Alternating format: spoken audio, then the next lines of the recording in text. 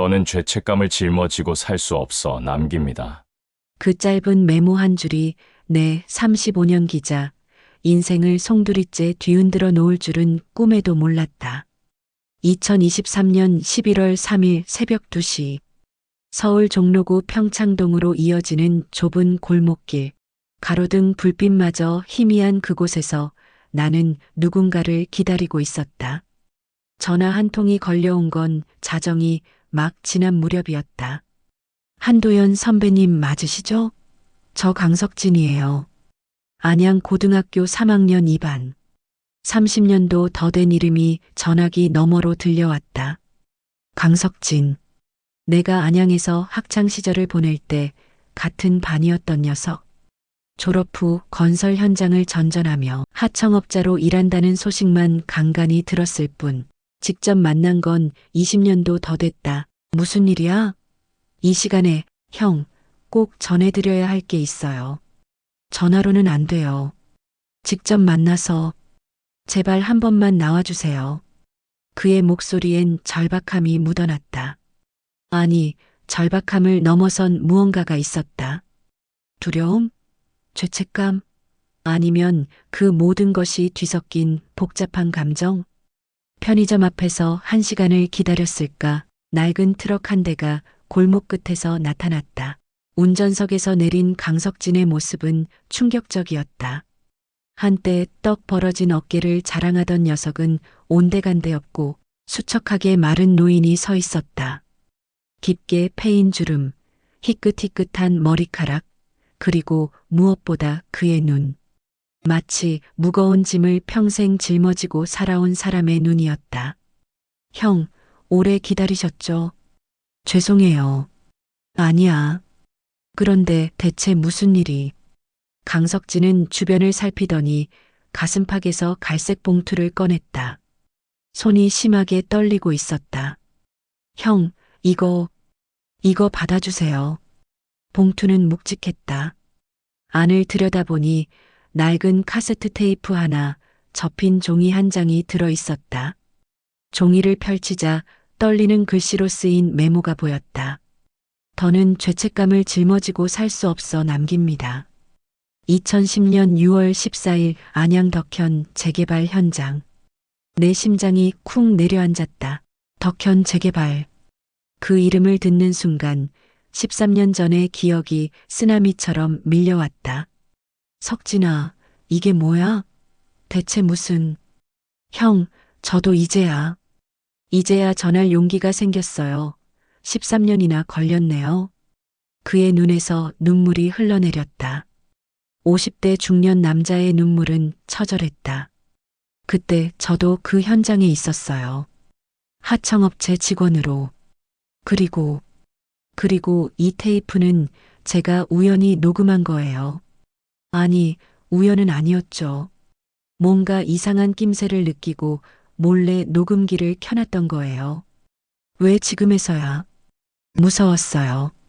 그 사람들이 얼마나 무서운 사람들인지 형도 아시잖아요. 하지만 더는 못 참겠어요. 어제 뉴스 봤어요. 박순철 씨가 국회 앞에서 쓰러졌다고. 그분도 덕현 재개발 피해자잖아요. 제가 이걸 더 일찍 공개했다면. 강석진은 말을 잇지 못했다. 나는 봉투를 꽉 쥐었다. 은퇴를 이틀 앞둔 시점에 내 인생 최대의 실패이자 트라우마였던 사건이 다시 찾아온 것이다. 형, 부탁이에요. 이번엔 제발 끝까지 가주세요. 그때처럼 멈추지 말고. 그 한마디가 비수처럼 가슴에 꽂혔다. 강석진은 그 말만 남기고 어둠 속으로 사라졌다. 트럭 배기음이 멀어질 때까지 나는 그 자리에 서 있었다. 세월 이야기를 시작하기 전에 평생 무료인 구독과 따봉을 한 번씩 부탁드립니다. 알림 종까지 설정해 두시면 새 영상이 올라올 때마다 가장 먼저 만나보실 수 있어요. 혹시 이야기를 어디에서 듣고 계신가요? 지역 이름이나 장소를 댓글로 남겨주시면 감사한 마음으로 반갑게 인사드리겠습니다. 감사합니다. 세월 이야기 시작합니다. 집으로 돌아오는 택시 안에서 나는 봉투를 가슴에 품고 있었다. 창밖으로 새벽의 서울이 스쳐 지나갔다. 불 꺼진 빌딩들, 간간히 지나가는 택시들, 그리고 텅 빈 거리. 마치 도시 전체가 잠들어 있는 것 같았지만 내 머릿속은 13년 전 그날로 돌아가고 있었다. 2010년 6월.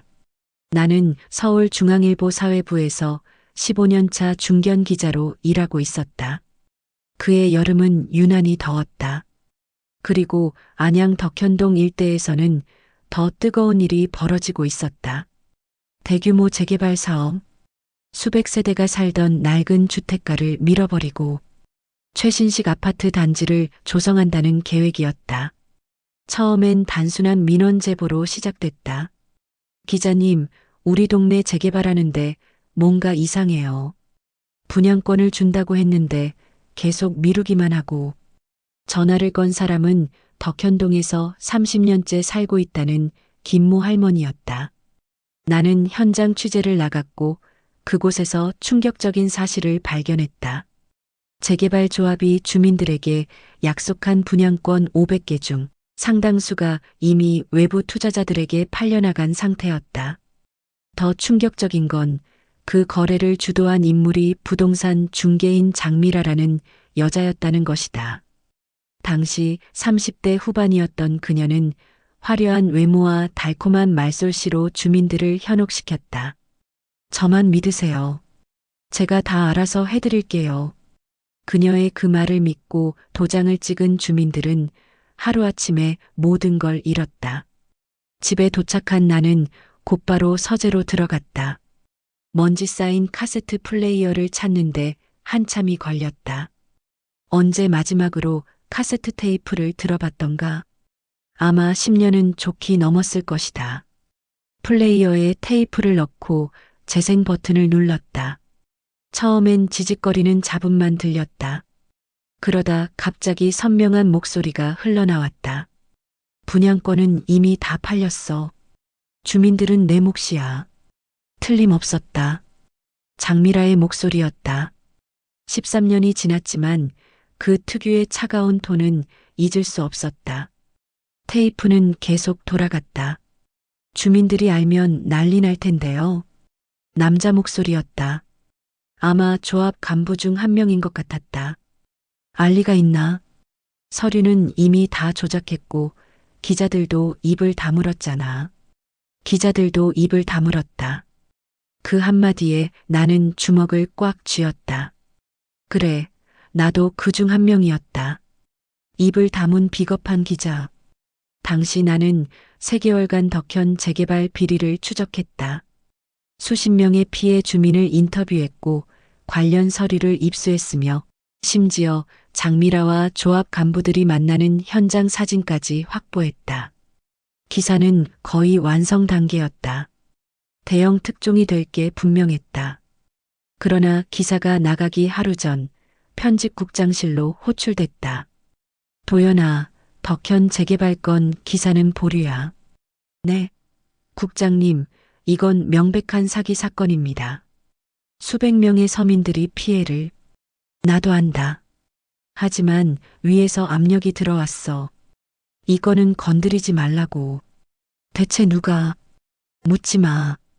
그리고 앞으로 이 건에 대해선 일절 취재하지 마.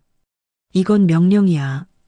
그날 밤 나는 처음으로 기자라는 직업에 회의를 느꼈다. 아내 영희가 걱정스럽게 물었다. 여보, 무슨 일 있어요? 표정이 안 좋네. 아니야, 별일 아니야. 거짓말이었다. 그날은 내 기자 인생에서 가장 치욕스러운 날이었다.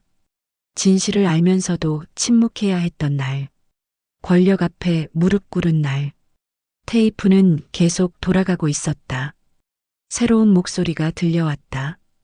제발, 제발 우리 집만은 빼앗지 말아주세요. 울먹이는 남자 목소리였다. 순간 나는 깨달았다. 박순철 씨다. 어제 국회 앞에서 쓰러진 바로 그 사람. 아내가 암 투병 중이라 병원 근처를 떠날 수가 없어요. 제발 한 번만 봐주세요. 안 되죠. 계약서에 도장 찍으셨잖아요. 이미 끝난 일이에요. 장미라의 목소리는 한치의 감정도 없었다. 마치 기계가 말하는 것 같았다. 그럼 우린 어디로 가란 말입니까? 30년을 살았는데. 그건 제가 알 바 아니에요. 일주일 안에 안 나가시면 강제 집행 들어갑니다. 테이프가 끝났다. 나는 한참 동안 그 자리에 앉아 있었다. 13년 전 내가 놓쳐버린 진실이 이제야 내 앞에 놓여 있었다. 창밖이 밝아오고 있었다. 시계를 보니 새벽 4시. 은퇴까지 정확히 44시간이 남았다.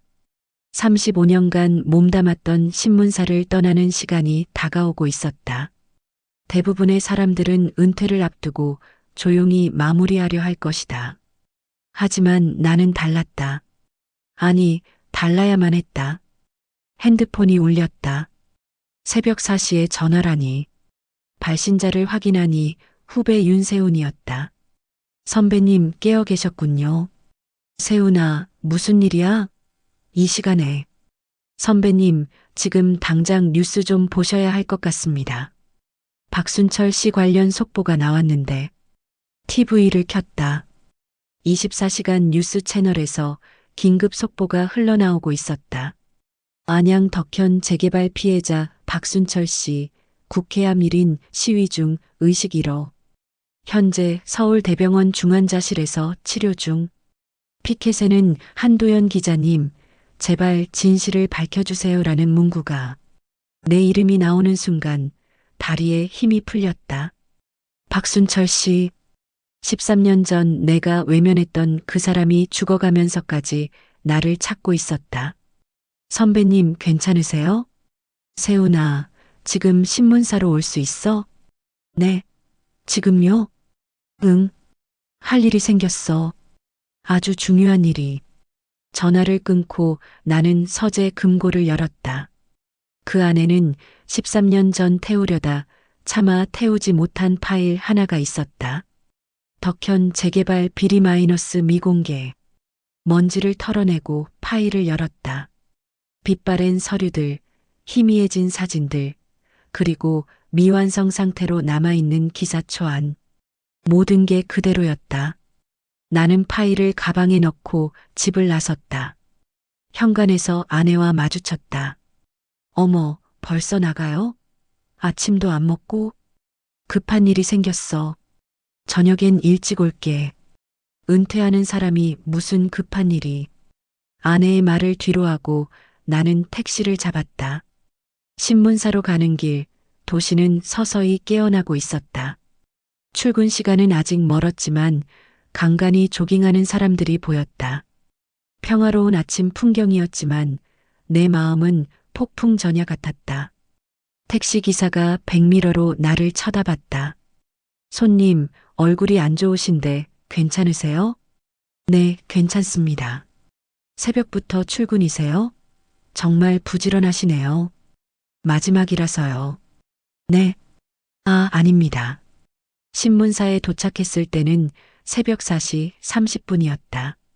건물은 대부분 불이 꺼져 있었고 로비엔 경비원만 졸고 있었다. 엘리베이터를 타고 12층 편집국으로 올라갔다. 텅 빈 사무실. 수백 개의 책상이 정렬되어 있었지만 사람은 없었다. 내 자리로 걸어갔다. 35년간 앉았던 그 자리. 모니터 위엔 여전히 포스트잇들이 붙어 있었다. 마감 12시, 시장 인터뷰 3시, 은퇴식 11월 5일. 은퇴식? 이틀 후면 나는 이 자리를 떠난다. 하지만 그 전에 해야 할 일이 있었다.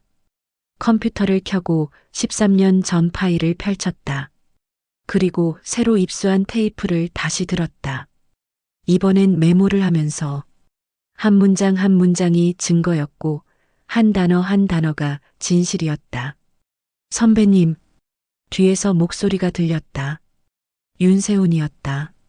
아직 30대 초반의 젊은 기자. 정의감에 불타는 눈빛이 나의 젊은 시절을 떠올리게 했다. 왔구나. 커피 마실래? 선배님, 대체 무슨 일이세요? 박순철 씨 사건과 관련이 있는 건가요? 나는 테이프를 꺼내 보였다. 이게 뭔데요? 13년 전 덕현 재개발 현장에서 녹음된 테이프야. 어젯밤에 받았어. 13년 전이요? 그때 선배님이 취재하시다가 세우는 말을 멈췄다.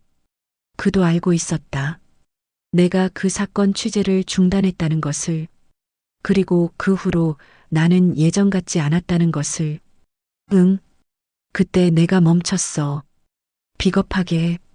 선배님. 하지만 이번엔 다를 거야. 은퇴 전에 이 빚을 갚고 가려고. 나는 테이프를 재생했다. 세훈의 표정이 점점 굳어갔다.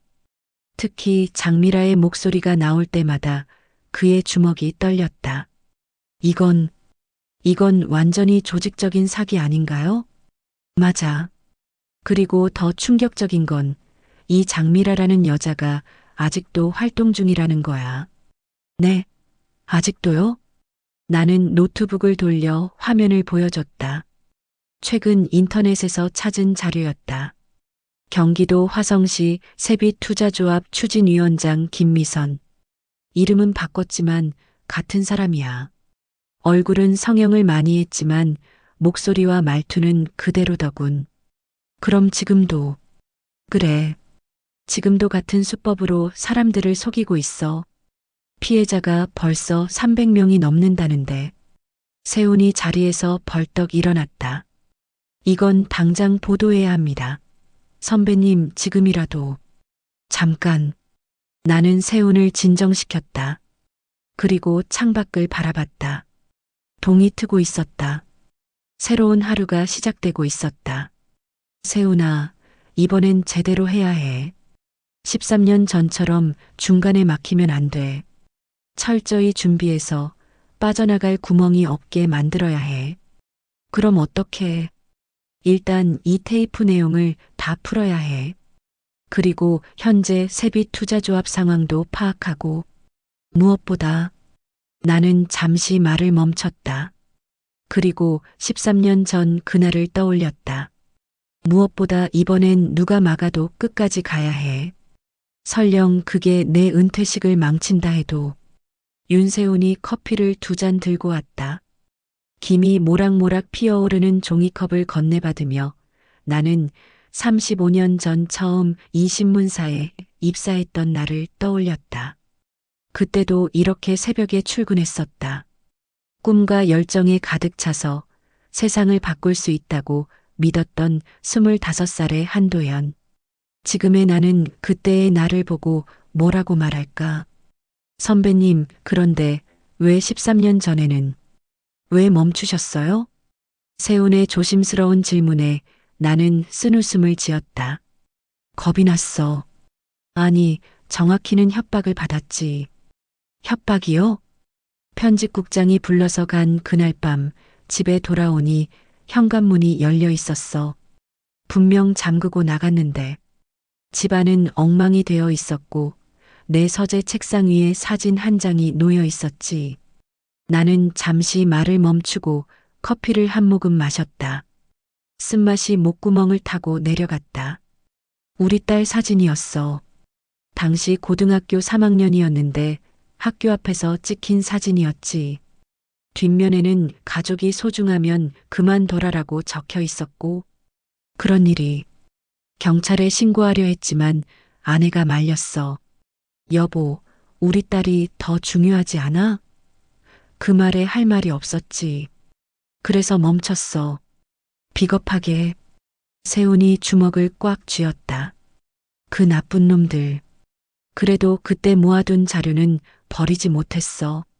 언젠가는 써야 한다고 생각했지. 그런데 그 언젠가가 13년이나 걸렸네. 나는 다시 파일을 펼쳤다. 13년 전 자료들이 하나둘 테이블 위에 놓였다. 그 중에는 장미라의 사진도 있었다.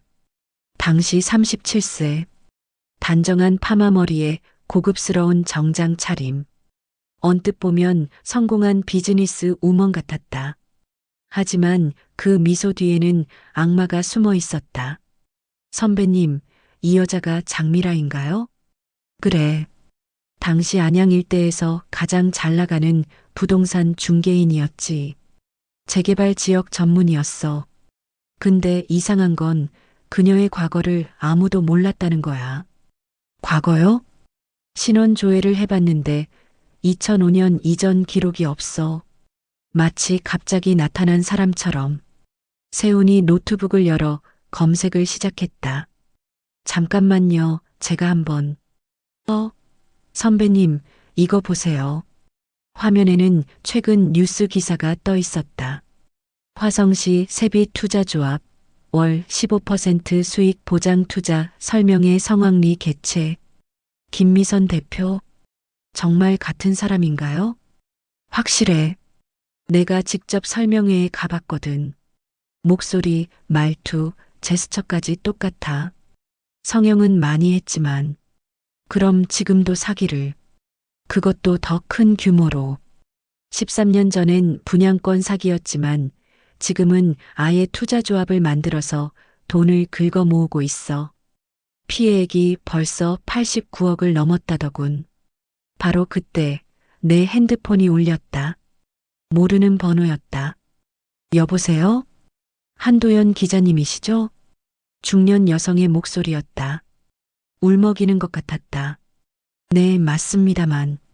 저는 박순철의 딸 박지연입니다. 아버지가 의식을 잠깐 찾으셨는데 꼭 기자님을 뵙고 싶다고 하세요.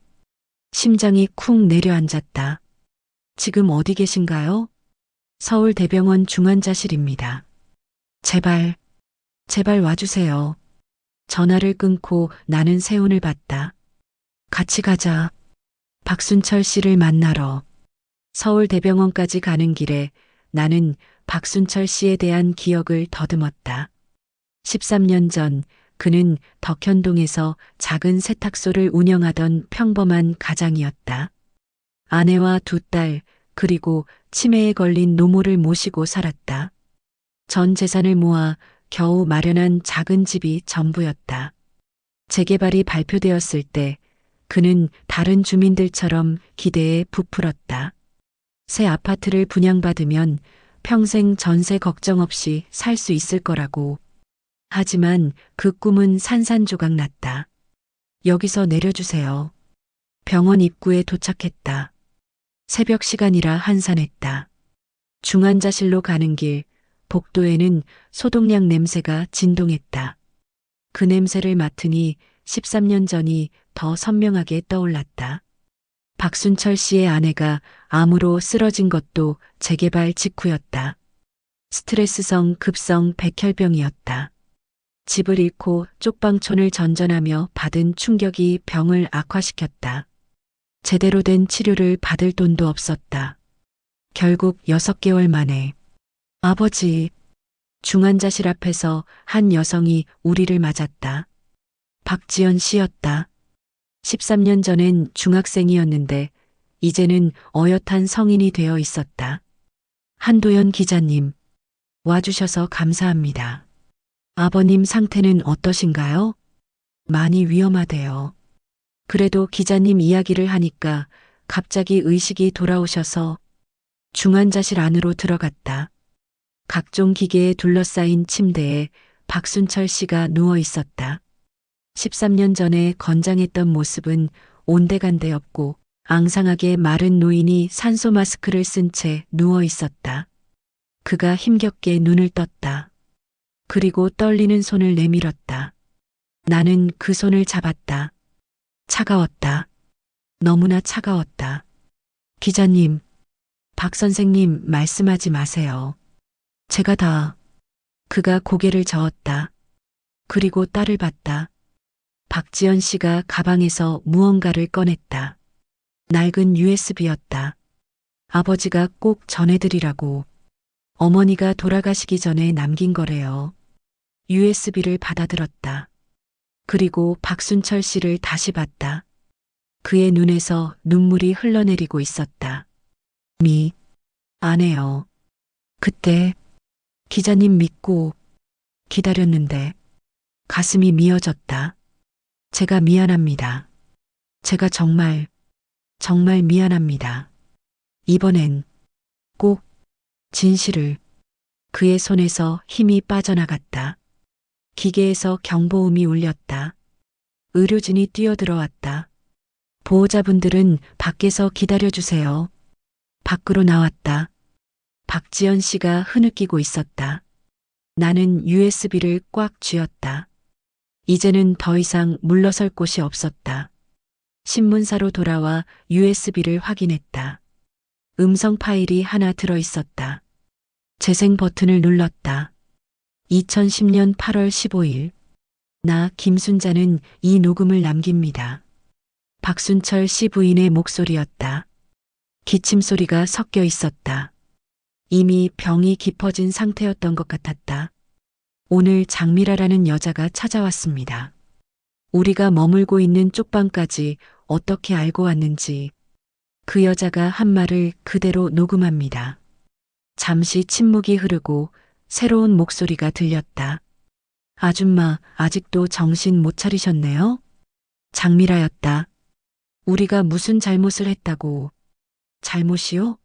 내 말을 안 들은 게 잘못이죠. 조용히 나가라고 했는데 기자한테 연락하고 시위하고 덕분에 내가 얼마나 피곤했는지 아세요? 그래서 우리 집을 빼앗은 거예요? 빼앗은 게 아니라 합법적으로 취득한 거죠. 아줌마가 도장 찍은 계약서 다 있어요. 그건 속여서 증명할 수 있어요? 없죠.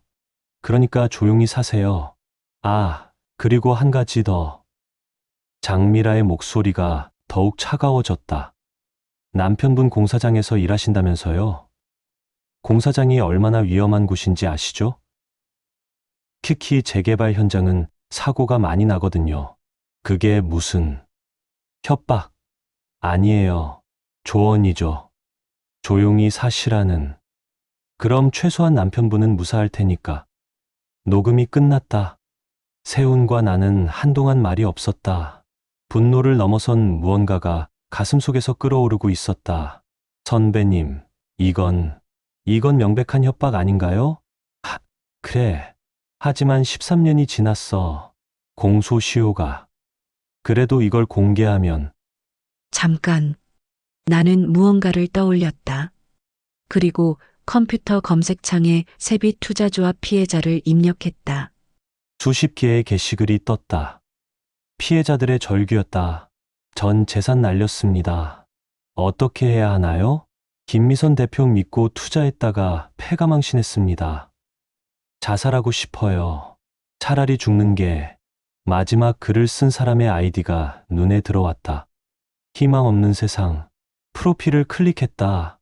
50대 남성, 자영업자. 그리고 거주지가 안양시 덕현동. 설마. 나는 급하게 전화를 걸었다. 신호음이 길게 이어지다가 겨우 전화를 받았다. 여보세요? 안녕하세요. 저는 중앙일보 한도현 기자입니다. 혹시 덕현동 재개발 때도 피해를 보신? 한도현 기자님. 정말 그 한도현 기자님? 흥분한 목소리였다. 네, 맞습니다. 기자님, 저 이상우입니다. 13년 전에 인터뷰하셨던 덕현동에서 구멍가게 하던 기억이 났다. 이상우 씨. 재개발로 가게를 잃고 노점상을 하다가 겨우 다시 일어선 사람이었다. 이 선생님, 설마 또? 네. 또 당했습니다. 같은 사람한테. 이름은 김미선이라고 하는데 그 목소리가 똑같아요. 장미라 그 여자예요. 나는 즉시 만나자고 했다. 1시간 후 안양의 한 카페에서 이상호 씨를 만났다. 13년 전보다 훨씬 늙어 보였다. 깊게 패인 주름, 희끗해진 머리, 그리고 절망으로 가득한 눈. 어떻게 된 일인지 차근차근 말씀해 주세요. 이상호 씨는 떨리는 손으로 서류 뭉치를 꺼냈다. 작년에 지인 소개로 투자 설명회에 갔어요. 세빛투자조합이라고 화성 신도시 개발에 투자하면 큰 돈을 벌 수 있다고. 처음엔 안 믿었어요. 그런데 김미선 대표가 나타났는데 그 목소리를 듣는 순간 알았어요. 장밀하다. 그런데 이상했어요. 나를 전혀 못 알아보는 것 같았어요. 그래서 신고하려고 했죠. 그런데 증거가 없었어요. 이름도 다르고 얼굴도 성형에서 달라졌고, 그러다가 생각했죠. 이번엔 내가 복수해야겠다고. 이상호 씨의 눈빛이 변했다. 그래서 투자한 척하면서 그들 내부에 들어갔어요. 그리고 이걸 모았죠. 그가 꺼낸 것은 USB 여러 개와 서류들이었다. 녹음, 녹화, 계약서, 입금 내역. 6개월간 모은 거예요. 장미라, 아니 김미선이 어떻게 사람들을 속이는지, 어떻게 돈을 빼돌리는지 다 있어요. 이 선생님, 기자님, 13년 전엔 우리가 졌어요. 하지만 이번엔 달라요. 이번엔 꼭 그년을 감옥에 보내야 해요. 나는 이상호 씨의 자료를 받아들었다. 그리고 그의 손을 꽉 잡았다. 이번엔 제가 끝까지 가겠습니다. 약속합니다. 신문사로 돌아오는 길 세훈이 물었다. 선배님, 이 정도 증거면 충분한 것 같은데요? 아니야. 아직 부족해. 네. 장미라는 단순한 사기꾼이 아니야. 13년 전에도 그랬지만 뒤에 누군가가 있어. 그 배우까지 밝혀내야 해. 배우요? 나는 13년 전 그날 밤을 떠올렸다. 편집국장실에서 나온 후 복도에서 스친 남자. 고급 양복에 여유로운 미소. 당시 정치부 부장이었고 지금은 강윤성. 네. 현재 M그룹 사장 강윤성. 13년 전 정치부 부장이었지. 그가 편집국장실에서 나오는 걸 봤어. 세훈의 눈이 커졌다. M그룹이면 우리 신문사 최대 광고주. 그래. 그래서 13년 전에도 막을 수 있었고 지금도 막으려 할 거야. 차창 밖으로 도시가 스쳐 지나갔다. 점심시간이 가까워지면서 거리가 붐비기 시작했다. 평범한 사람들의 평범한 일상. 하지만 그 이면에는 13년째 계속되는 거대한 사기극이 있었다. 신문사에 도착하자마자 나는 자료 정리를 시작했다. 13년 전 자료, 강석진이 준 테이프, 박순철 씨 부인의 녹음, 이상호 씨의 증거들, 퍼즐 조각들이 하나씩 맞춰지고 있었다. 그때 내 핸드폰이 울렸다. 아내였다. 여보, 점심은 먹었어요? 아, 깜빡했네. 은퇴를 이틀 앞둔 사람이 뭘 그렇게 바빠요. 오늘 저녁엔 일찍 들어와요. 딸이 온대요. 딸이? 네. 휴가 내고 아빠 은퇴 축하한다고. 손주들도 데리고 온대요. 딸 하연.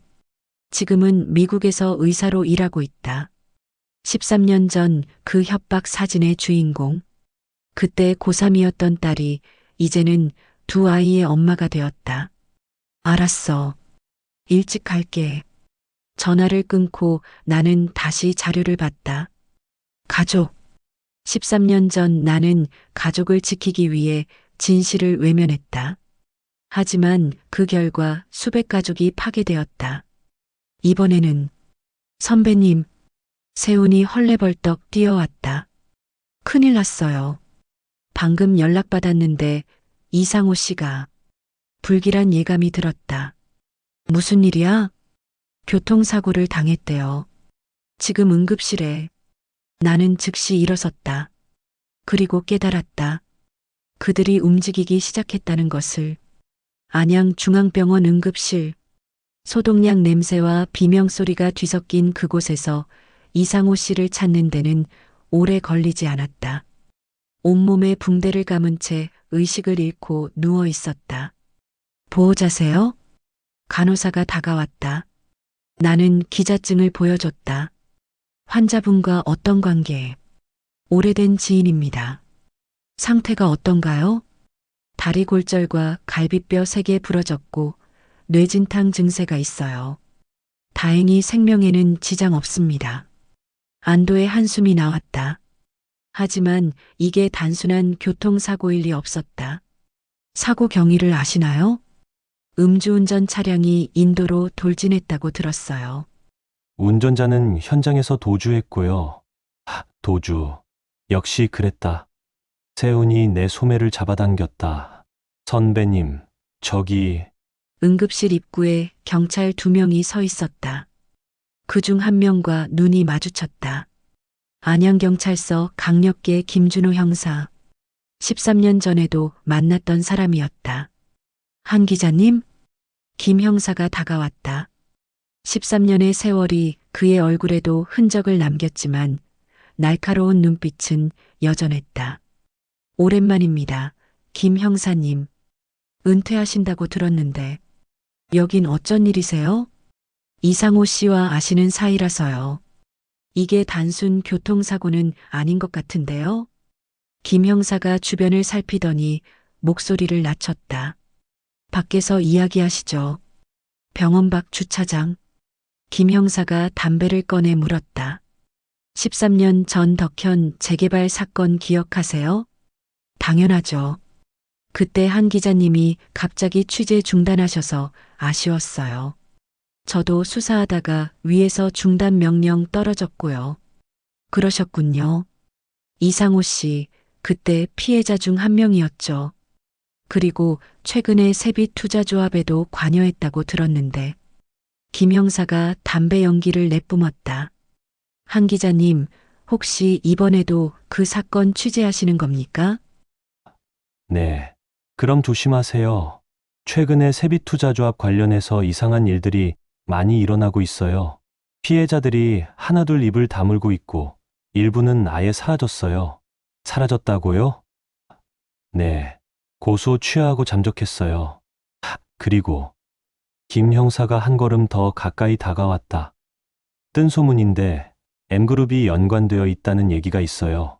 강윤성 사장 아시죠? 심장이 빠르게 뛰기 시작했다. 왜 M그룹이? 화성 신도시 개발에 M그룹 계열사가 대거 참여하고 있어요. 그리고 세빛투자조합이 모은 돈 중 상당수가 그쪽으로 흘러갔다는 첩보가 있고요. 퍼즐이 맞춰지고 있었다. 13년 전과 같은 구조. 장미라는 그저 앞잡이일 뿐 진짜 큰 손은 따로 있었다. 김 형사님, 혹시 수사 자료 좀 공식적으로는 드릴 수 없어요. 하지만 김 형사가 주머니에서 USB를 꺼냈다. 이건 제가 개인적으로 모은 자료예요. 퇴직 전에 진실이 밝혀지길 바랍니다. USB를 받아들고 신문사로 돌아왔다. 편집국은 오후 회의 준비로 분주했다. 평소 같으면 나도 그 속에 있었겠지만 오늘은 달랐다. 나는 구석진 회의실로 들어가 문을 잠갔다. 김 형사의 USB를 확인했다. 충격적인 내용들이 담겨 있었다. 세빛투자조합 자금 흐름 분석, 투자금 총액 89억 3천만 원, M그룹 계열사로 이동 67억 원, 용도 화성 신도시 부지 매입, 장미라 김미선 금융거래 내역, 2020년 3월 M그룹에서 5억 원 입금, 2021년 7월 M그룹에서 8억 원 입금, 2023년 1월 M그룹에서 12억 원 입금, 실종된 피해자 명단, 최영수 52세, 2023년 3월 실종, 김미경사 18세, 2023년 5월 실종, 박철민 61세, 2023년 8월 실종. 마지막 파일을 열자 사진 한 장이 나타났다. 고급 호텔 라운지에서 찍힌 사진. 장미라와 강윤성이 와인을 마시며 대화하는 모습이었다. 날짜는 2023년 9월 15일. 불과 한 달 반 전이었다. 선배님, 문 좀 열어주세요. 세훈의 목소리였다. 문을 열자 그가 헐레벌떡 들어왔다. 편집국장님이 선배님을 찾으세요.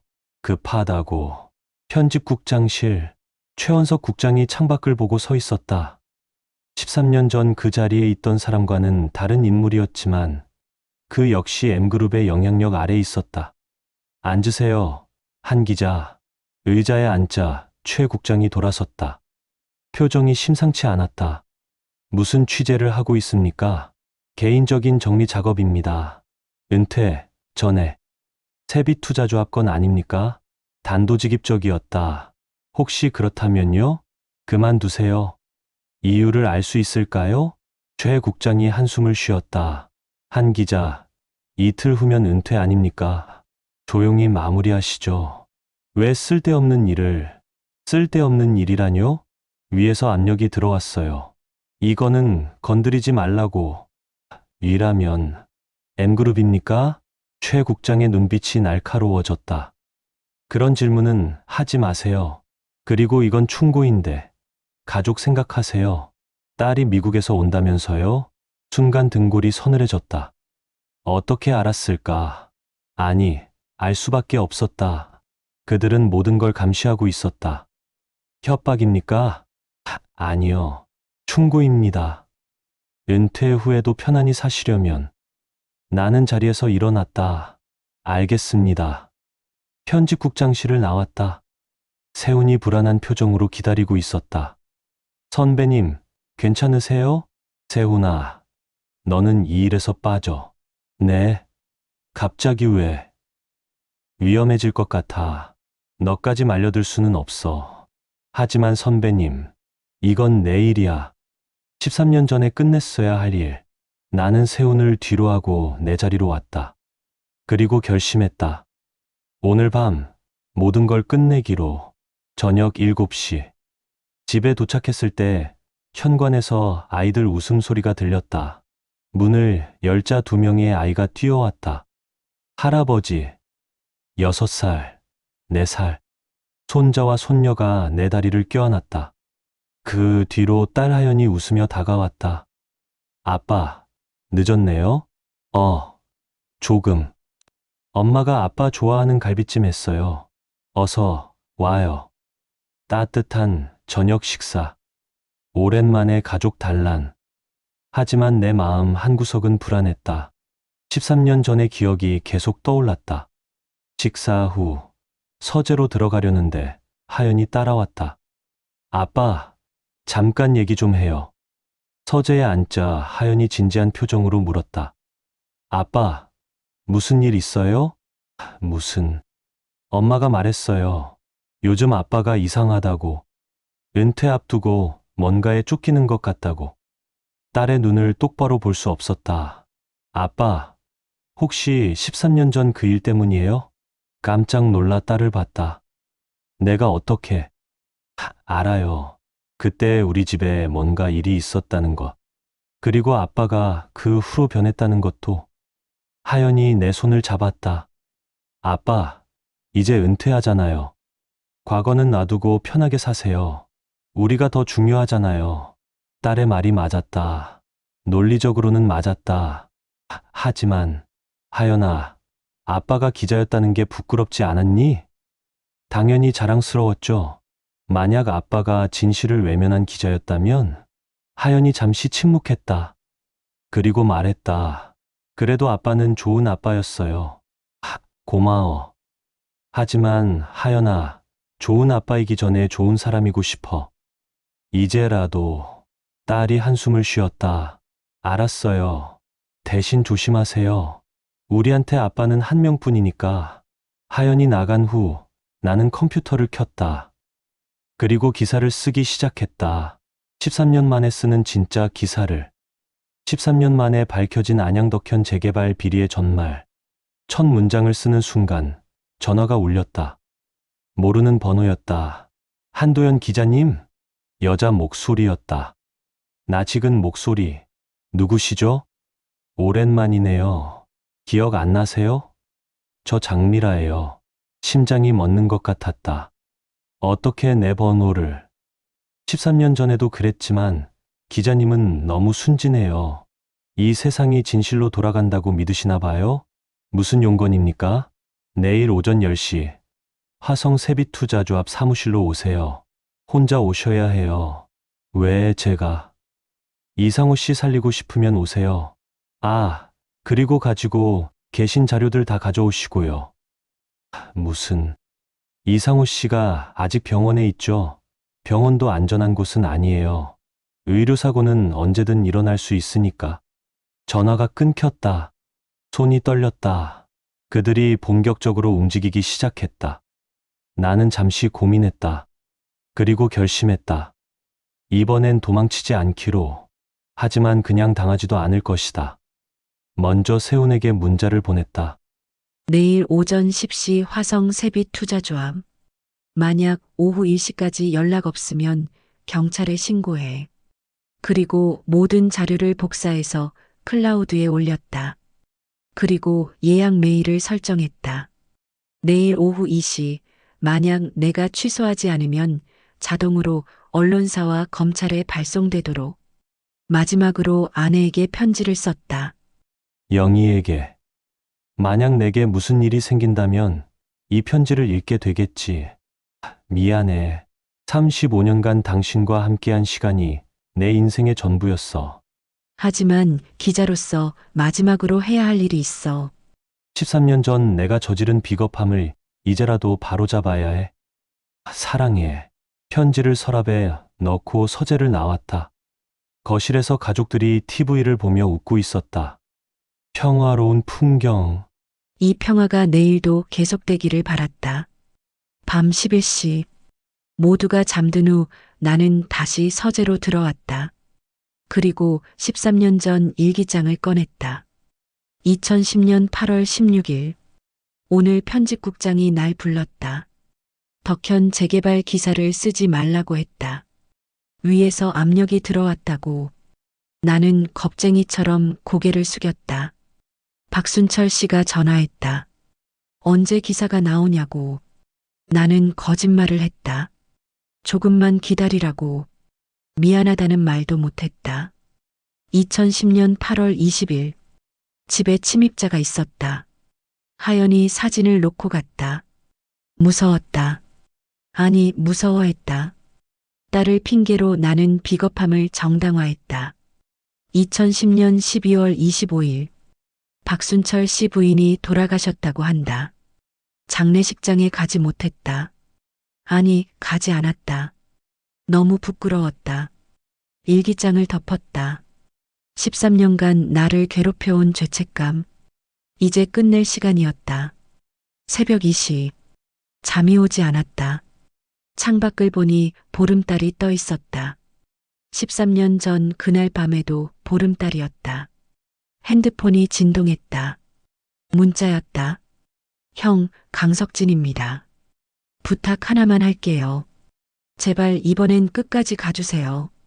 저도 13년간 죄책감에 시달렸어요. 그 테이프를 가지고 있으면서도 용기가 없어서 이제라도 진실이 밝혀지길 바랍니다. 답장을 보냈다. 약속합니다. 이번엔 끝까지 가겠습니다.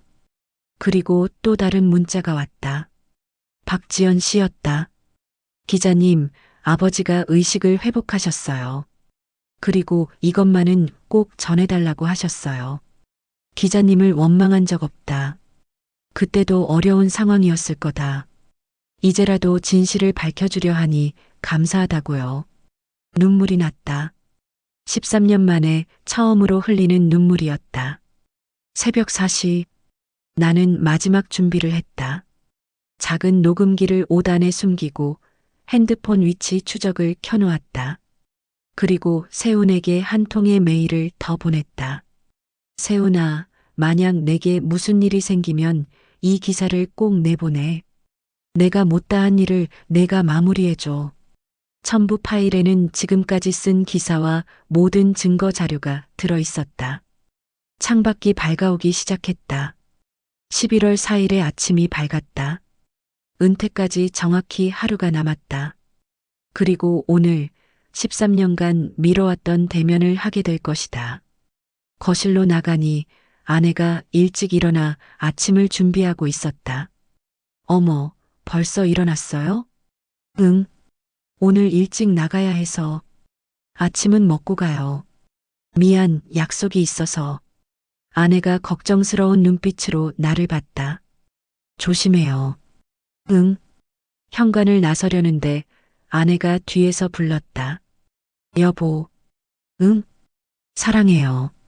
35년 결혼 생활 중 아내가 먼저 사랑한다고 말한 건 손에 꼽을 정도였다. 나도 사랑해. 문을 닫고 나왔다. 아침 공기가 차가웠다. 하지만 머리는 어느 때보다 맑았다. 택시를 타고 화성으로 향했다. 라디오에서는 일기예보가 흘러나왔다. 오늘은 전국이 대체로 맑겠습니다. 다만 오후부터는 구름이 많아지겠고 화성시 동탄신도시 세빛투자조합 사무실이 있는 건물이 보였다. 20층짜리 신축 오피스텔. 겉보기엔 번듯했지만 이곳에서 89억이라는 거금이 사기당했다. 엘리베이터를 타고 15층으로 올라갔다. 세빛투자조합이라는 간판이 보였다. 심호흡을 하고 문을 열었다. 어서 오세요, 한 기자님. 장미라가 있었다. 13년 전보다 훨씬 세련된 모습이었다. 명품 정장에 완벽한 메이크업. 하지만 그 차가운 눈빛은 변하지 않았다. 오랜만입니다.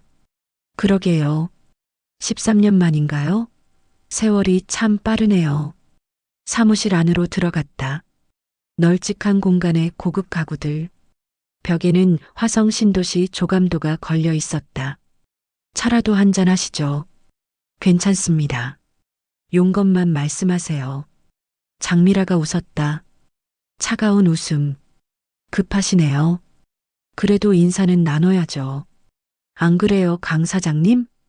뒤를 돌아보니 강윤성이 서 있었다. M그룹 사장. 13년 전 정치부 부장에서 이제는 재계 거물이 된 남자. 한 기자, 오랜만이네. 강윤성 사장. 놀랍지? 하지만 이미 알고 있었을 텐데. 내가 이 일에 연관되어 있다는 걸. 나는 침착함을 유지하려 했다. 왜 이런 일을 하십니까? 이미 충분히 가진 분이. 충분? 이 세상에 충분한 건 없어. 특히 돈과 권력은. 강윤성이 창가로 걸어갔다. 한 기자, 자네도 알겠지만 이 세상은 힘의 논리로 돌아가. 약한 자는 강한 자에게 먹히는 거야. 그게 자연의 법칙이지. 그래서 죄 없는 사람들을 속이고 빼앗는 겁니까? 죄 없는 사람? 그런 건 없어. 욕심이 있으니까 속는 거야. 월 15% 수익률? 정상적으로 생각하면 말도 안 되는 거잖아. 하지만 욕심이 눈을 멀게 하지. 장미라가 끼어들었다. 한 기자님도 마찬가지예요. 13년 전에도 그랬고 지금도 그래요.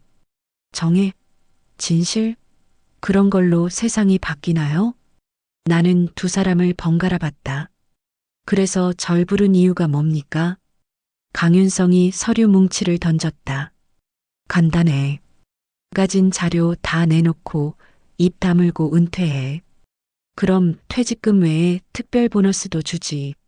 10억? 어때? 10억? 그래. 노후 자금으로 충분하지 않나? 손주들 교육비도 되고 아내와 세계 여행도 다니고. 침묵이 흘렀다. 창밖으로 화성 신도시가 보였다. 높은 빌딩들, 넓은 도로, 그리고 그 아래 개미처럼 작은 사람들. 한 가지 묻겠습니다. 뭐지? 박순철 씨 부인은 왜 죽어야 했습니까? 강윤성의 표정이 굳어졌다. 그건. 그리고 이상호 씨는 왜 차에 치여야 했습니까? 최영수, 김미경, 박철민.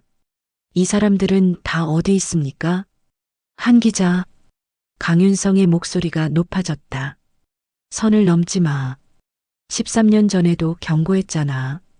가족이 소중하면 또 가족을 건드리겠다는 겁니까? 나는 주머니에서 핸드폰을 꺼냈다.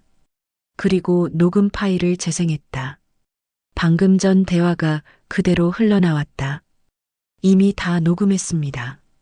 그리고 이 파일은 실시간으로 클라우드에 올라가고 있고요. 장미라가 당황한 표정을 지었다. 하지만 강윤성은 웃었다. 한 기자. 아직도 그런 걸로 우리를 이길 수 있다고 생각하나? 강윤성의 웃음소리가 사무실에 울려 퍼졌다. 그 웃음에는 조롱과 확신이 섞여 있었다. 한 기자, 자네 아직도 세상을 모르는군. 녹음? 클라우드? 그런 게 무슨 소용이 있나? 내가 경찰청장과 어제 저녁을 먹었고 검찰총장과는 골프 약속이 잡혀 있어. 자네가 무슨 증거를 내놔도 다 막을 수 있다는 얘기야. 나는 침착함을 유지하려 애썼다. 그래도 언론은 막을 수 없을 겁니다. 언론? 장미라가 비웃었다. 한 기자님 회사가 누구 돈으로 돌아가는지 아세요? M그룹이 최대 광고주예요. 우리가 광고 끊으면 바로 적자예요. 강윤성이 다가왔다. 그의 손에는 서류 봉투가 들려 있었다. 자, 마지막 기회야. 이 계약서에 서명해. 모든 자료를 넘기고 입을 다물겠다는 각서야. 그럼 10억을 바로 입금해주지. 나는 계약서를 받아 읽어봤다. 본인은 세빛투자조합 및 관련 사안에 대해 일체의 보도, 증언, 제보를 하지 않을 것을 서약한다.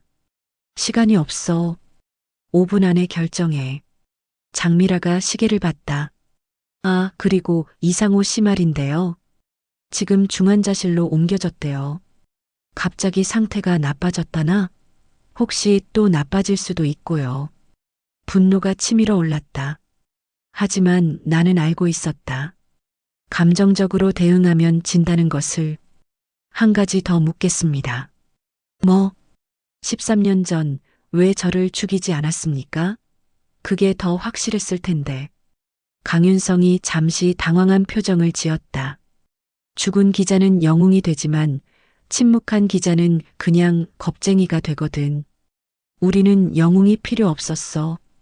그래서 자네를 살려둔 거야. 겁쟁이의 표본으로. 그 말에 가슴이 찢어지는 것 같았다. 13년간 나를 괴롭혔던 진실. 나는 그들에게 겁쟁이의 표본이었다. 그런데 이제 와서 영웅이 되려고? 늦었어, 한 기자. 나는 계약서를 내려놓았다. 그리고 말했다. 맞습니다. 저는 겁쟁이였습니다. 13년 전에도 그 후로도 계속. 하지만 창밖을 봤다. 멀리 안양 방향이 보였다. 하지만 이제는 아닙니다. 더 이상은 도망치지 않겠습니다. 그래. 그럼 결과를 감당해야겠네. 강윤성이 핸드폰을 꺼냈다. 여보세요? 나야. 그래, 시작해. 불길한 예감이 들었다. 뭘 시작한다는 겁니까? 곧 알게 될 거야. 아, 그리고 강윤성이 리모컨을 들어 TV를 켰다. 뉴스 속보가 나오고 있었다. 중앙일보 한도영 기자 횡령 및 명예훼손 혐의로 고소당해. 세빛투자조합 측 악의적 허위 보도 시도. 믿을 수 없었다. 내가 고소를 당했다고? 미리 준비해뒀지. 자네가 거절할 줄 알았거든. 장미라가 서류를 더 꺼냈다. 한 기자님이 저희 투자조합에서 리베이트를 받았다는 증거도 만들어뒀어요. 계좌 조작은 쉬운 일이죠. 그런 거짓말이 통할 거라고. 통하고 말고요. 이미 검찰에 고발장이 접수됐어요. 곧 압수수색 영장이 나올 거예요. 바로 그때 내 핸드폰이 미친 듯이 울리기 시작했다. 세훈이었다. 선배님, 큰일 났어요. 검찰이 선배님 자리를 압수수색하러 왔어요. 뭐? 그리고 편집국장이 선배님을 당장 해고한대요. 횡령 혐의가 사실이냐고. 전화가 끊겼다. 강윤성이 승리의 미소를 지었다. 이제 자네는 끝이야. 범죄자가 된 기자의 말을 누가 믿겠나? 기사를 써도 소용없어. 오히려 명예훼손으로 감옥에 가겠지. 절망감이 밀려왔다. 그들의 준비는 완벽했다. 13년 전보다 더 치밀하고 잔인했다. 그때였다. 잠깐만요. 뒤에서 목소리가 들렸다. 돌아보니 젊은 여자가 서 있었다. 처음 보는 얼굴이었다. 누구? 저는 이수진입니다. 세빛투자조합 경리부 직원이에요. 아니, 이제는 전 직원이죠. 장미라의 얼굴이 하얗게 질렸다. 수진아, 너 왜? 더 이상 못 참겠어요, 대표님. 아니, 장미라 씨. 이수진이 가방에서 서류 뭉치를 꺼냈다. 2년간 여기서 일하면서 모은 자료예요. 진짜 장부, 비자금 조성 내역, 피해자 협박 녹음, 그리고 그녀가 USB를 들어보였다. M그룹으로 돈이 빠져나간 모든 기록이 여기 있어요. 강윤성이 벌떡 일어났다. 내가 감히가 아니라 당연한 거예요. 제 아버지도 피해자거든요. 작년에 세비투자조합에 전 재산을 투자했다가 다 잃고 자살하셨어요. 이수진의 눈에 눈물이 고였다. 그래서 여기 들어왔어요. 증거를 모으려고 2년을 참았어요. 그녀가 나를 봤다. 한도연 기자님, 이 자료 다 드릴게요. 제발 진실을 밝혀주세요. 나는 자료를 받아들었다. 순간 상황이 역전되었다. 하지만 강윤성은 여전히 여유로웠다. 그래. 하지만 늦었어. 한 기자는 이미 범죄자야. 그의 손에서 나온 자료는 아무도 안 믿어. 그럴까요? 내가 핸드폰을 들어보였다. 화면에는 생방송 중이라는 표시가 떠 있었다. 페이스북 라이브예요. 10분 전부터 이 모든 대화를 생중계했습니다. 지금 3만 명이 보고 있네요. 장미라가 비명을 질렀다. 그게 무슨... 그리고 세훈아, 들리니? 스피커폰으로 전환하자 세훈의 목소리가 들렸다. 네, 선배님. 다 녹화했습니다. 그리고 이미 다른 언론사들에 다 보냈어요. 강윤성의 얼굴이 불그락푸르락 변했다. 이 자식들이... 그가 주머니에서 무언가를 꺼내려 했다. 그 순간 문이 벌컥 열렸다. 아무도 움직이지 마. 경찰 특공대가 들이닥쳤다. 그 뒤로 김준호 형사가 들어왔다. 강윤성, 장미라 당신들을 사기, 횡령, 협박 혐의로 체포한다. 이게 무슨... 내가 누군지 알아? 압니다. M그룹 사장이시죠. 하지만 법 앞에서는 다 똑같습니다. 수갑이 채워졌다. 장미라가 나를 노려봤다. 한도현, 당신도 무사하지 못할 거야. 그럴지도 모르죠. 하지만 최소한 당신들은 막았습니다. 경찰이 그들을 연행해 갔다. 사무실에는 나와 이수진 그리고 몰려든 기자들만 남았다. 한 선배님, 입구에서 세훈이 뛰어들어왔다. 선배님, 해냈어요. 이미 속보로 나가고 있어요. 이수진이 울음을 터뜨렸다. 아빠, 이제야 한 맺힌 거 풀었어요. 나는 그녀의 어깨를 토닥였다. 그리고 창밖을 봤다. 구름 사이로 햇빛이 비치고 있었다. 하지만 이게 끝이 아니었다. 핸드폰이 울렸다. 병원이었다. 한도연 기자님? 이상우 환자가 깨어났습니다. 기자님을 찾으세요. 병원으로 달려갔다. 이상우 씨는 의식을 회복했지만 여전히 힘들어 보였다. 기자님, 해내셨군요. 이 선생님이 도와주신 덕분입니다. 아니에요. 전 겁쟁이였어요. 6개월이나 증거를 갖고 있으면서도 우리 모두 겁쟁이였습니다.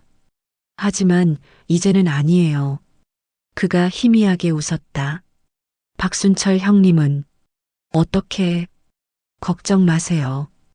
회복 중이십니다. 거짓말이었다. 박순철 씨는 여전히 위독했다. 하지만 희망을 주고 싶었다. 병실을 나오니 복도에 사람들이 가득했다. 세비투자조합 피해자들이었다. 기자님, 감사합니다. 드디어 돈을 돌려받을 수 있을까요? 우리 아버지 명예를 되찾아 주셔서 한 명 한 명과 악수를 나눴다. 그들의 손은 거칠었지만 따뜻했다. 신문사로 돌아왔을 때는 이미 저녁이었다. 편집국은 난리가 나 있었다. 한 기자, 최원석 국장이 다가왔다. 표정이 복잡했다. 그 횡령 혐의는 조작입니다. 이미 경찰이 확인했어요. 그렇군. 미안하네. 내가 성급했어. 괜찮습니다. 국장님도 압력을 받으셨을 테니. 최 국장이 한숨을 쉬었다. 한 기자, 자네 내일 은퇴식 아직 유효하네. 네. 이사회에서 결정했어. 35년간 고생한 자네를 이런 식으로 내보낼 수는 없다고. 명예롭게 은퇴하게. 눈시울이 뜨거워졌다. 감사합니다. 아니, 우리가 감사하지. 자네가 지켜준 거야. 언론의 자존심을. 밤 9시 집에 도착했다. 현관문을 열자 가족들이 모두 거실에 모여 있었다. TV에는 뉴스가 나오고 있었다. M그룹 강윤성 사장 구속. 89억 투자 사기 주범 장미라도 체포. 13년 만에 밝혀진 진실. 아내가 눈물을 글썽이며 다가왔다. 여보, 수고했어요. 미안해. 걱정시켜서. 미안하긴요. 자랑스러워요. 딸 하연이 안겼다. 아빠, 이제야 진짜 우리 아빠 같아요. 무슨 말이야? 13년간 아빠는 뭔가에 눌려 있는 것 같았어요. 하지만 오늘 뉴스에서 본 아빠는 제가 어릴 때 기억하는 그 당당한 아빠였어요. 손자가 다가왔다. 할아버지, TV에 나왔어요. 우리 할아버지 유명한 사람이에요? 아니야. 그냥 기자일 뿐이야. 그날 밤 서재에서 일기를 썼다. 2023년 11월 4일. 오늘 13년 된 빚을 갚았다. 완전하지는 않지만 최선을 다했다. 강윤성과 장미라는 구속됐지만 피해자들의 상처가 다 아물기까지는 오랜 시간이 걸릴 것이다. 하지만 시작이다. 진실을 밝히는 것, 그것이 시작이다. 새벽 2시. 잠이 오지 않아 베란다로 나갔다. 도시의 불빛들이 반짝이고 있었다. 그때 핸드폰이 울렸다. 박지연 씨였다. 기자님, 아버지가. 가슴이 철렁했다. 깨어나셨어요. 완전히 의식을 회복하셨어요. 정말입니까? 네. 그리고 꼭 기자님께 감사하다고 전해달래요. 이제 어머니 곁으로 편하게 갈 수 있다고. 무슨 말씀을? 아버지가 이제 마음의 짐을 내려놓으셨대요. 기자님이 약속을 지켜주셔서. 전화를 끊고 하늘을 올려다봤다. 별이 유난히 밝았다.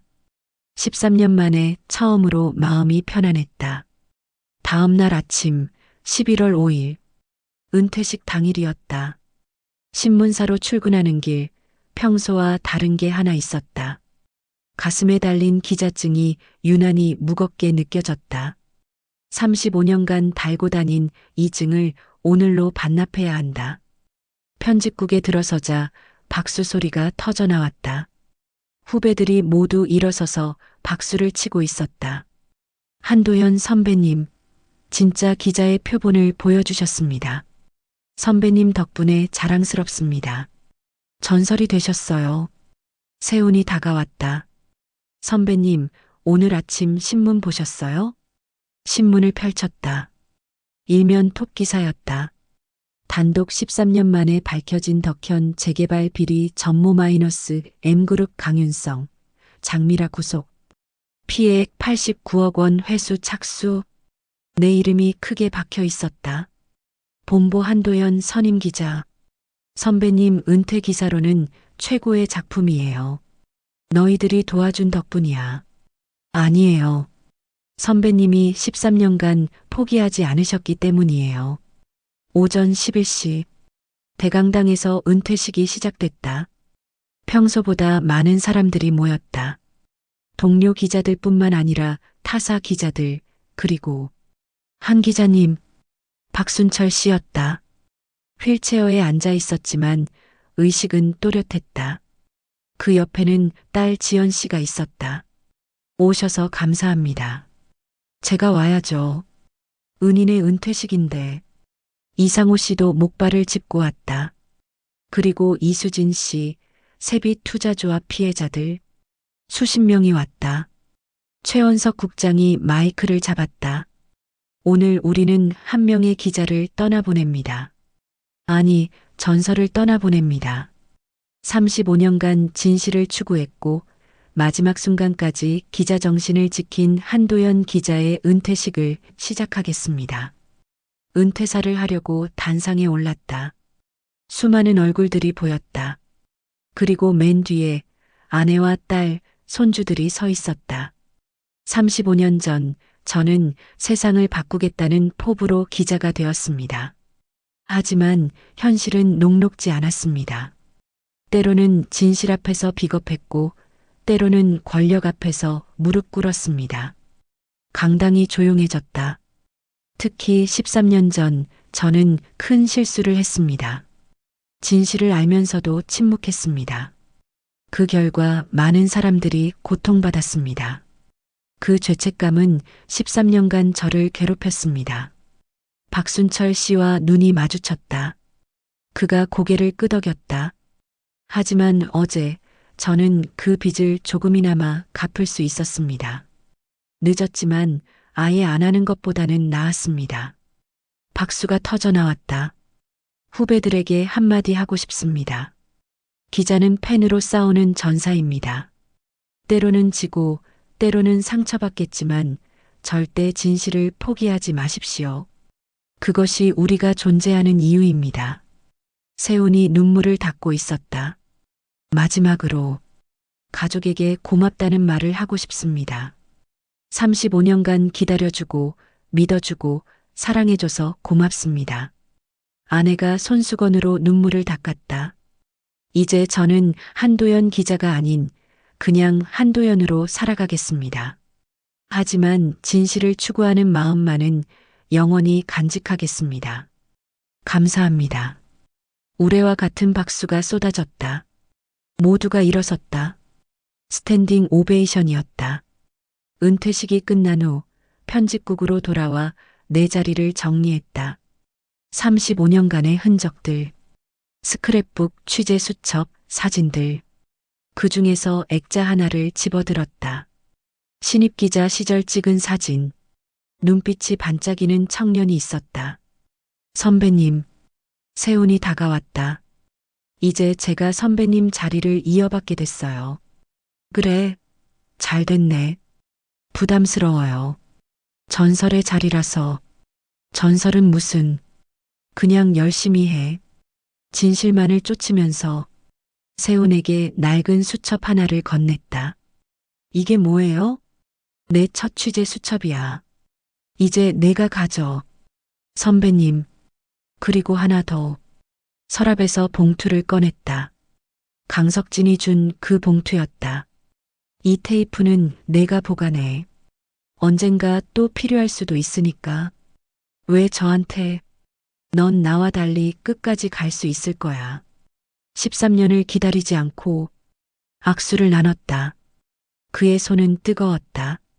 짐을 들고 편집국을 나섰다. 엘리베이터 앞에서 한번 뒤돌아봤다. 35년간의 전장이었던 그곳. 이제는 후배들의 전장이 될 것이다. 1층 로비. 경비원이 인사했다. 한 기자님, 수고 많으셨습니다. 고맙습니다. 아, 그리고 누가 이걸 전해달래요. 편지 한 통이었다. 보낸 사람은 없었다.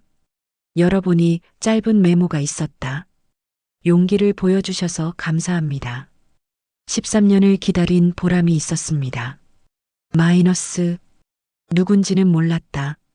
하지만 알 것 같기도 했다. 나처럼 진실을 알면서도 침묵했던 누군가. 그리고 이제야 용기를 얻은 누군가. 회사를 나와 택시를 탔다. 어디로 모실까요? 잠시 생각했다. 그리고 말했다. 안양 덕현동으로 가주세요. 13년 만에 다시 찾은 덕현동. 높은 아파트들이 들어서 있었다. 한때 서민들의 보금자리였던 곳. 이제는 부자들의 성이 되어 있었다. 아파트 단지 입구에 작은 공원이 있었다. 벤치에 앉아 주변을 둘러봤다. 그때 누군가 다가왔다. 한도연 기자님? 중년 여성이었다. 낯이 익었다. 혹시 김순자예요. 박순철 씨 아내의 동생이에요. 아, 네. 언니가 살아있었다면 정말 기뻐했을 거예요. 진실이 밝혀진 걸. 그녀가 작은 봉투를 건넸다. 언니가 돌아가시기 전에 이걸 남겼어요. 언젠가 한 기자님을 다시 만나면 전해달라고. 봉투 안에는 편지가 있었다. 떨리는 손으로 펼쳤다. 한도연 기자님께. 제가 이 편지를 쓸 때쯤이면 아마 이 세상 사람이 아니겠죠? 하지만 전하고 싶은 말이 있어요. 기자님을 원망하지 않아요. 오히려 감사해요. 적어도 우리 이야기를 들어주셨으니까. 진실은 언젠가 밝혀진다고 믿어요. 시간이 걸리더라도 부디 건강하세요. 그리고 끝까지 기자로 사세요. 김순자 올림. 눈물이 났다. 13년 전 돌아가신 분이 나를 용서해주고 있었다. 해가 지고 있었다. 노을이 아름다웠다. 13년 만에 처음으로 이곳의 노을이 아름답게 보였다. 집으로 돌아오니 가족들이 기다리고 있었다. 아빠, 축하 파티 준비했어요. 거실에는 수고하셨습니다라는 현수막이 걸려 있었다. 케이크도 있었다. 35년간 고생하신 한도연 기자님. 이제는 우리 가족 한도연으로 돌아오신 것을 환영합니다. 딸의 건배사에 모두가 잔을 들었다. 할아버지, 이제 매일 우리랑 놀 수 있어요? 손자의 말에 모두가 웃었다. 그래, 이제 매일 놀 수 있어. 하지만 내 마음 한구석에는 아직도 기자의 영혼이 살아 있었다. 은퇴했지만 진실을 추구하는 마음은 은퇴하지 않았다. 그날 밤 서재에서 새로운 노트를 펼쳤다. 첫 페이지에 이렇게 썼다. 은퇴 후 일기. 2023년 11월 5일. 오늘로 나는 35년의 기자 생활을 마쳤다. 하지만 이것은 끝이 아니라 새로운 시작이다. 펜을 놓았지만 눈과 귀는 여전히 열려 있다.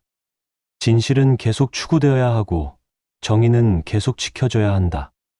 비록 기자증은 반납했지만 나는 여전히 진실을 추구하는 한 사람의 시민이다. 창밖을 보니 별이 가득했다. 35년 전 처음 기자가 되던 날 밤에도 이렇게 별이 많았다. 핸드폰이 울렸다. 문자였다. 선배님, 강윤성이 추가 여죄가 밝혀졌습니다. 덕현 재개발 외에도 5건의 사기에 연루된 것 같습니다. 계속 파보겠습니다. 답장을 보냈다.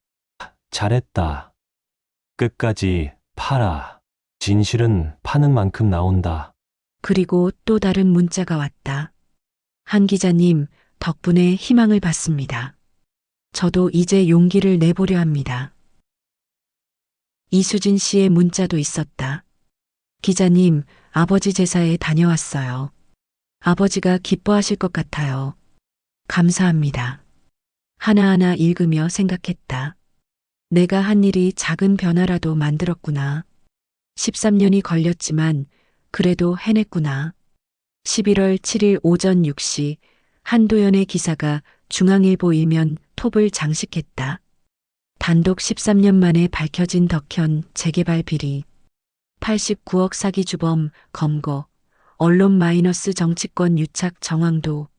30분 만에 조회수 100만을 돌파했다. 전국 방송사가 속보로 내보냈고 검찰은 강윤성 M그룹 사장에 대한 압수수색을 시작했다. 오전 9시 서울대병원 중환자실. 박순철 씨가 의식을 되찾았다. 딸이 눈물을 흘리며 핸드폰 화면을 보여줬다. 아버지, 됐어요. 한도연 기자님이 해내셨어요. 박순철 씨의 눈에서 눈물이 흘러내렸다. 13년 만의 눈물이었다. 이제 당신 곁으로 갈 수 있겠구나. 그가 아내 사진을 꺼내 가슴에 품었다. 오전 11시 신문사 대강당. 한도연의 정년퇴직식이 열렸다. 그러나 분위기는 싸늘했다. M그룹 계열사들이 광고를 철회했고 편집국장은 불편한 표정으로 형식적인 인사만 건넸다. 한도연 기자, 35년간 수고했네. 박수는 드문드문 이어졌다. 그때 누군가 일어섰다. 윤세훈이었다. 선배님, 진짜 기자가 뭔지 보여주셔서 감사합니다. 하나둘 후배들이 일어나기 시작했다. 이윽고 강당은 뜨거운 박수로 가득 찼다. 퇴직식이 끝난 후 도연은 텅 빈 자리를 정리했다. 35년간 쌓인 스크랩북, 취재 수첩들. 그중 2010년 수첩을 펼쳤다. 덕현 재개발 마이너스 미완이라고 적혀 있었다. 도연은 빨간 펜으로 완료라고 적었다. 핸드폰이 울렸다. 모르는 번호들이었다. 한 기자님, 저는 덕현 피해자 유족입니다. 13년 만에 아버지 억울함이 풀렸어요. 감사합니다. 기자님, 덕분에 희망을 받습니다.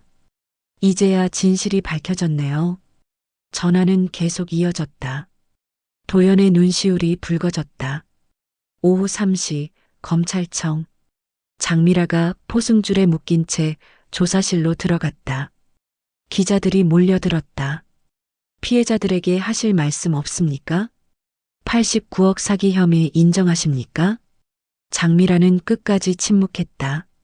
그러나 그녀의 떨리는 손이 모든 걸 말해주고 있었다.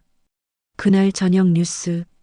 강윤성 M그룹 사장, 특경법상 사기 및 배임 혐의로 구속 기소. 징역 20년 구형. 장미라 일당 15명 전원 구속. 피해액 89억 전액 회수 명령. 세비투자조합 피해자 300명. 전액 배상받을 예정. 저녁 7시 도연의 집. 아내가 따뜻한 저녁을 차려놓고 기다리고 있었다. 수고했어요. 이제 정말 은퇴한 거죠? 응, 이제 끝이야. 아니에요. 이제 시작이죠. 우리 인생의 새로운 시작. 아내가 도연의 손을 잡았다. 거실 TV에선 저녁 뉴스가 흘러나왔다. 한편 13년 전 덕현 재개발 피해자들에 대한 국가 차원의 보상 방안이 논의되고 있습니다. 도연이 TV를 껐다. 더 이상 들을 필요가 없었다. 밤 10시 도연은 서재에서 노트북을 켰다. 윤세훈에게서 메시지가 와 있었다. 선배님, 박순철 어르신이 완전히 회복하셨대요. 그리고 장미라는 구속 기소됐습니다. 징역 15년 구형 예정이래요. 선배님이 해내신 거예요. 도연이 답장을 썼다. 세훈아, 내가 한 게 아니야. 13년을 기다려준 피해자들이 해낸 거지. 그리고 이제 내가 이어가야 해. 진실은 늦을 수 있어도 결코 사라지지 않는다는 걸 기억해. 창밖으로 깊어가는 가을밤이 보였다. 별들이 유난히 밝게 빛나고 있었다. 도연은 일기장을 펼쳤다. 2023년 11월 7일. 오늘로 나는 기자직을 떠난다. 하지만 후회는 없다. 비록 13년이 늦었지만 마지막 순간에라도 기자의 사명을 다했으니까. 정의가 늘 이기는 건 아니다. 하지만 누군가는 계속 써야 한다. 누군가는 계속 싸워야 한다. 그것이 우리가 살아가는 이유이고 세상이 조금씩 나아지는 이유다. 펜을 내려놓으며 도연은 작게 미소 지었다. 35년 기자, 생활의 마지막 마침표를 찍는 순간이었다. 한 달 후, 강윤성, 징역 20년 확정. 장미라, 징역 15년 확정. M그룹 계열사 임원 7명 추가 구속. 피해자 전원 피해액 100% 배상 완료. 그리고 박순철 씨가 한도연에게 편지를 보냈다. 한 기자님, 이제야 아내 곁으로 편히 갈 수 있을 것 같습니다. 13년을 기다려주셔서, 약속을 지켜주셔서 감사합니다. 기자님도 이제 짐을 내려놓으시고 편히 사세요. 아내가 저승에서도 고맙다고 전해달라고 할 것 같네요. 도연은 편지를 읽으며 창밖을 바라봤다. 첫눈이 내리고 있었다. 13년의 긴 겨울이 끝나고 마침내 봄이 오고 있었다. 여러분, 오늘 세월 이야기는 여기서 마무리하겠습니다. 정의는 때로 늦게 찾아오지만 포기하지 않는다면 반드시 이루어진다는 교훈을 남깁니다. 다음에는 어떤 이야기를 듣고 싶으신가요?